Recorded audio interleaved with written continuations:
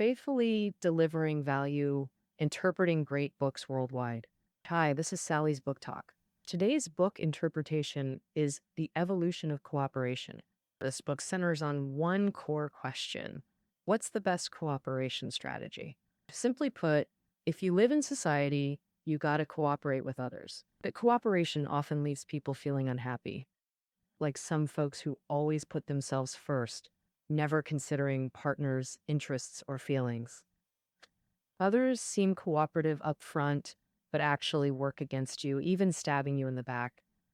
Yet, for various reasons, you still have to keep working with them. So, how should we handle such people? Is there an ideal cooperation model? The book's answer is simple: tit for tat. You cooperate, I cooperate. You betray, I betray. Author Robert Axelrod is a dual professor of political science and public policy at University of Michigan and a National Academy of Sciences member. The Evolution of Cooperation is his most renowned work and a behavioral economics classic. First published in 1984, its influence keeps growing with increasing research citations. We've covered the selfish gene on Sally's Book Talk. Its author, Richard Dawkins, is a British biologist and famed science writer. After reading The Evolution of Cooperation, the already celebrated Dawkins incorporated its ideas into the Selfish Gene 30th Anniversary Edition, calling it Bible-worthy. This compact book has just 150,000 Chinese characters. I'll explore three key questions. First, why can cooperation emerge among selfish individuals? Second, why is tit for tat the best strategy? Third, how can we ensure smooth cooperation in real life? Since it's academically written with complex reasoning and formulas, I'll use metaphors and examples to make it crystal clear. Okay, let's start with the first question. Why can cooperation emerge among selfish people? Humans are complex creatures, kind to you but maybe awful to others. But this book isn't about human complexity. It's about how cooperation works, whether you're good, bad, ordinary, or great. Even if you're selfish, you can still build cooperative relationships. The author gives an extreme example. Enemy soldiers who created a live and let live understanding. During World War I, British, French, and German forces faced brutal combat on the Western Front. Take the Battle of Verdun. Over 700,000 casualties, called the Verdun meat grinder by historians. Yet, amid carnage, some sectors showed remarkable restraint between enemies. Scholars found soldiers built a mutual survival system across trenches. It started with awful weather making aiming impossible, leading to ceasefire. But when weather cleared, the truce continued. Daily shelling happened at fixed times and locations, meaning if you knew their pattern, you could leave the target area 1 minute early and survive. This mutual benefit made both sides want to maintain it. But battalions rotated positions every 8 days. Outgoing soldiers hinted to newcomers, let them live, they'll let you live. If one side attacked unexpectedly, causing deaths, the other retaliated. But retaliation wasn't endless. Equal force response sufficed. Interestingly, infantry often bribed artillery crews to fire moderately, avoiding excessive damage that might trigger harsher retaliation. Infantry giving cigarettes or chocolates to artillery soldiers would say, "Don't wake the sleeping dog." The sleeping dog clearly referred to enemy artillery. This live and let live system persisted remarkably long, surviving even after discovery by senior officers. Only larger offensives launched by high command finally broke this system. But for researchers of human cooperation, this was gold.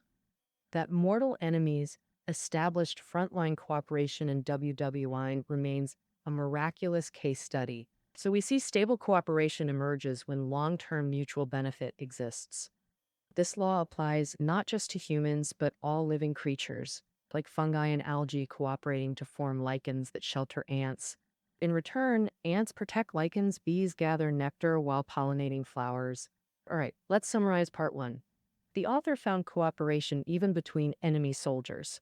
Crucial condition for cooperation, reciprocal mutual benefit. You thrive, I thrive. cooperation happens. Now that we understand how cooperation forms, next question, what's the best cooperation model? Why does the author champion tit for tat above all? Our WW1 live and let live system actually mirrors a classic repeated prisoner's dilemma scenario. What is the prisoner's dilemma?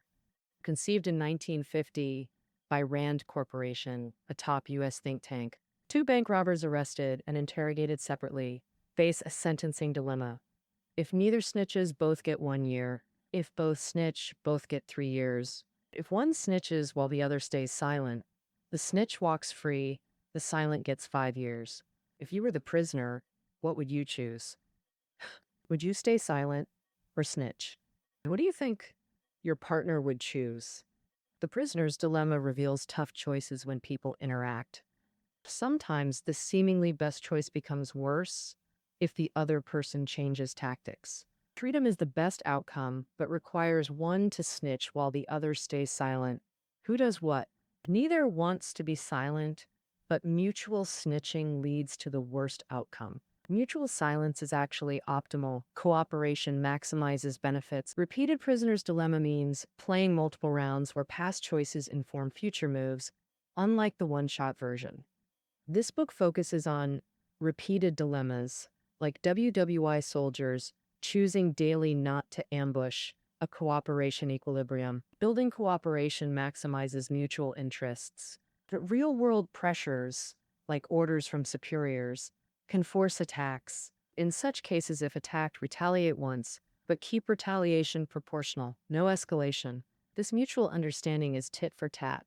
Don't attack me, I want to attack you. Hit me, I hit back. The author found tit for tat optimal for repeated dilemmas, though anecdotes alone aren't proof. So, in the 1970s, he organized a computer tournament. Programs formed a mini society competing in the tournament. Each program faced others 200 times with unique strategies for the repeated dilemma. Since computer battles feel abstract, let me reframe this tournament with a relatable analogy. 14 competing programs.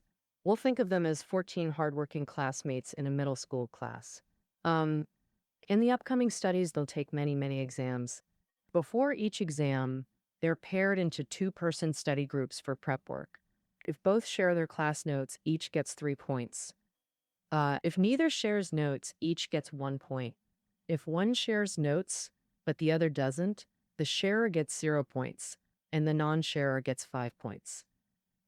We assume each person's strategy is consistent. Like, student A sticks to tit for tat. If you share, I share. If you don't share this time, I won't share next time. Other students follow different principles. Like, some are more forgiving. If you don't share twice in a row, I'll only stop sharing on the third time. Some students are paranoid. If you don't share once, I'll never share again, no matter what. Others are sneaky, mostly follow tit for tat, but occasionally betray once, etc. The final results showed student A, advocating tit for tat, won the championship with the highest score. This result wasn't very convincing. Even the author felt there were issues, so he held a second round. In our terms, with 62 participating students, and student A still came out on top. Some students modified and optimized student A's method from the first competition. For example, almost all chose to cooperate initially, not betray. Others calculated the opponent's tolerance for betrayal in real time to decide whether to betray next. But despite modifications and optimizations, their scores still fell short of student A's. The author carefully analyzed both competitions and identified key success factors. First, students who refuse to share from the start lose out, as others may refuse to share with them later. Second, overly kind and forgiving students get taken advantage of and don't score high. Third, students who love exploiting others, although they share initially, as exams increase, their average score drops. The success in both competitions didn't fully convince the author. He redesigned the game rules to test tit-for-tat's resilience across different environments. This resilience has a technical name, robustness.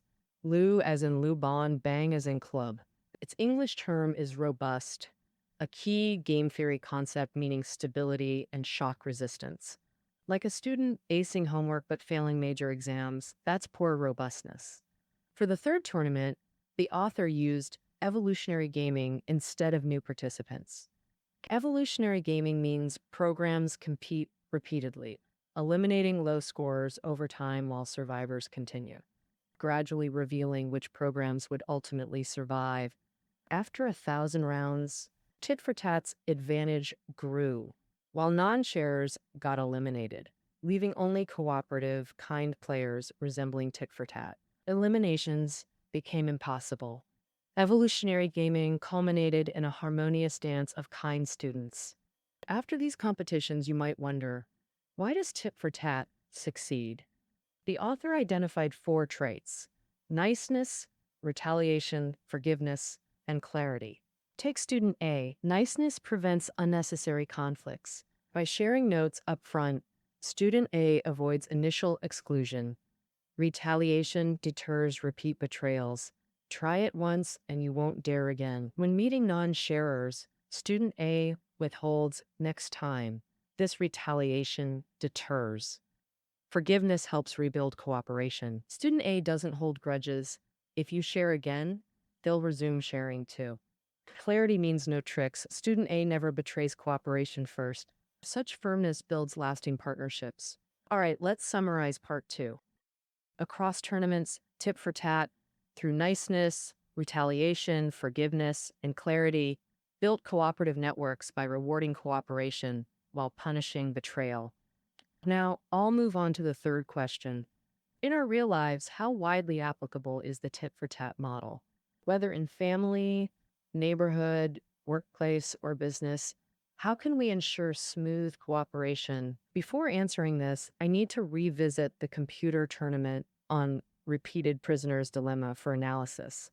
Student A's cooperation model has 4 traits: niceness, retaliation, forgiveness, and clarity. This model has been proven optimal, but what special conditions are needed to maintain this optimality? The answer is yes, it requires a special condition: repeated encounters. For example, fast food near train stations is often expensive and poor quality. There's a game between sellers and buyers. If one does well, the other praises it. That's a win-win. But since consumers and sellers usually interact only once, there's no chance for repeated encounters, whether for retaliation or praise. So, regardless of whether consumers cooperate or betray, come or not, say good or bad, sellers always cut corners and betray. The reason for this is that consumers have no chance to retaliate. It's the nature of one-off deals. Of course, nowadays, more stations have competition in chain stores. With chains, consumers can retaliate. That's why generally we trust chain stores more near stations and airports, because we might encounter them again. German sociologist Luhmann said, "Trust originates from repeated encounters." The author of this book, Axelrod, also emphasized the importance of repeated encounters. He believes cooperation can only happen through ongoing meetings. Moreover, the more encounters there are, the higher the chance of cooperation and the greater its benefits. At this point, I must point out a crucial view many find hard to accept. The prerequisite for cooperation is repeated encounters, not trust, nor friendship. So, what suggestions should we follow during cooperation? The author gives 4 suggestions. First, don't be jealous. Many in workplace competition adopt a you or me stance. This win-lose competition model is called zero-sum game. But in life, the vast majority of situations are non-zero-sum games. For example, what we often call a win-win situation is a non-zero-sum game. In the author's experiment, student A never outperformed the opponent in each round, but A encouraged cooperation through tit for tat and prevented continuous exploitation. Therefore, A achieved the highest final score. So, when facing competition, don't be jealous if your peers do better than you. Our ultimate goal is to build our own ecosystem. When people around you are willing to cooperate with you, you can gain more benefits without worry.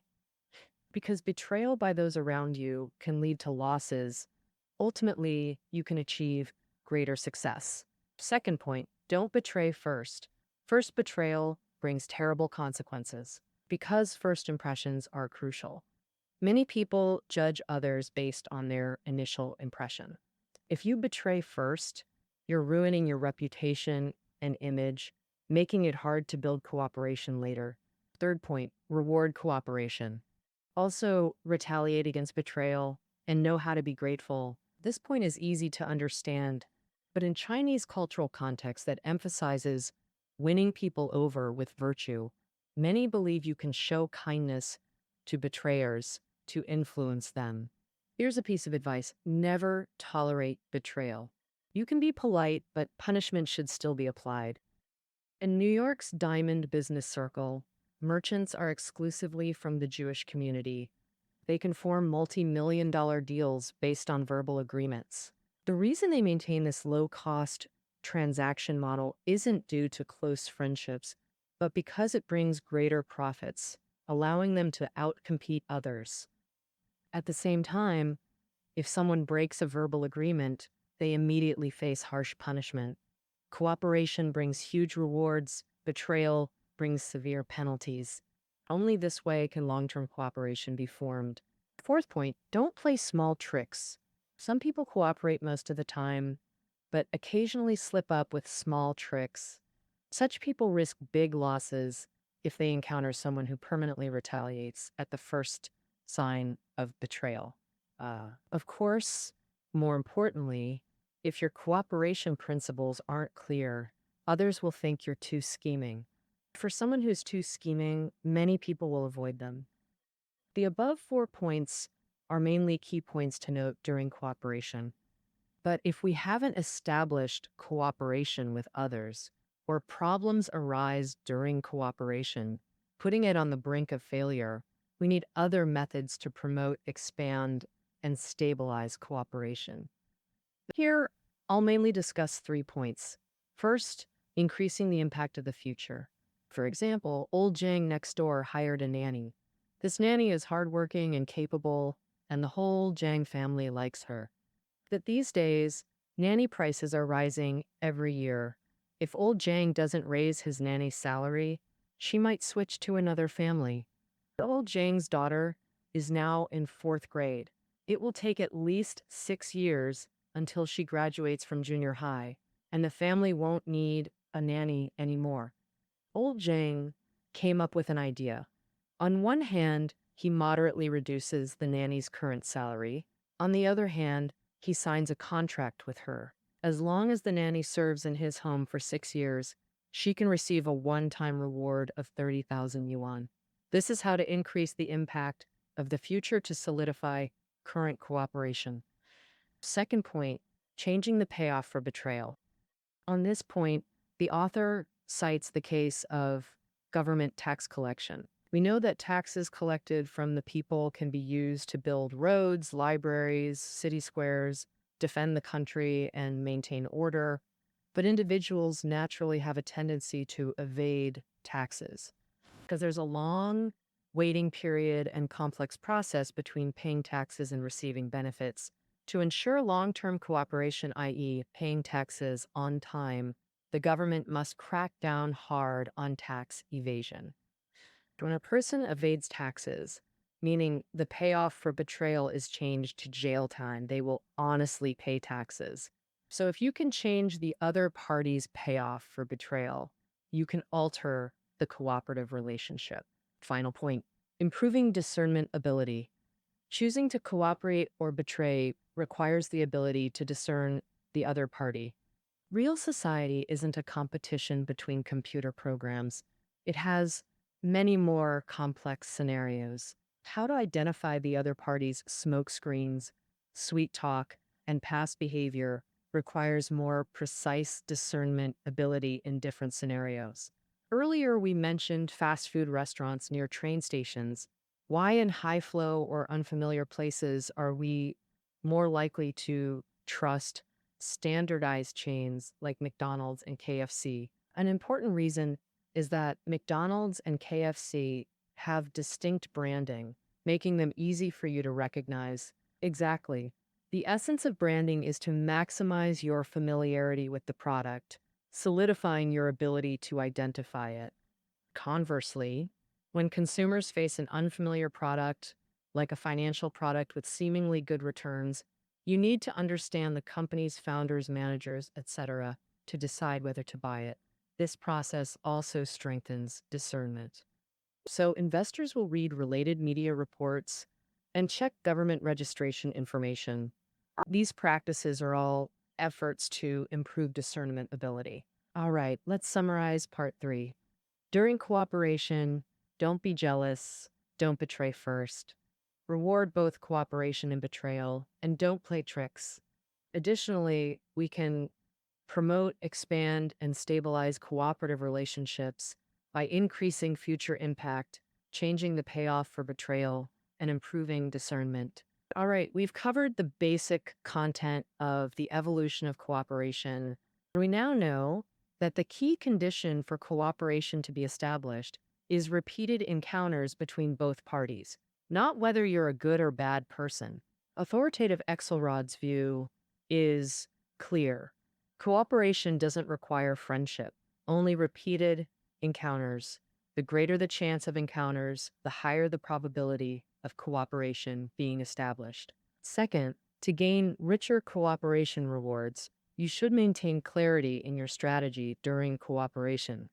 Don't be jealous, don't betray first, don't play tricks. Remember that your kindness, retaliation, forgiveness, and clarity will become your reputation. In competition, because you're good at cooperating, your surrounding ecosystem will be better and your competitive advantage will increase. This embodies the saying, those who have virtue will have many helpers, those without will have few. Of course, no theory is 100% perfect. Real situations are far more complex than in the book. But for us, what's more important is to extract the core values and insights from the book and apply them flexibly in reality. All right, the evolution of cooperation. That concludes our interpretation of this book.